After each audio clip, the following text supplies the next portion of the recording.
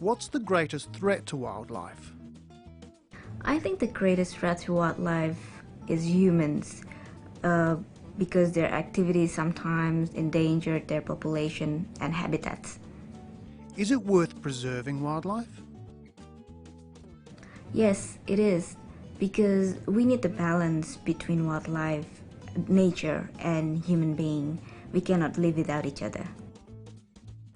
Are the large animals the most important? Not always. Animals big or small are all important. Will wildlife survive into the next century? I think they can, with the help of humans, of course.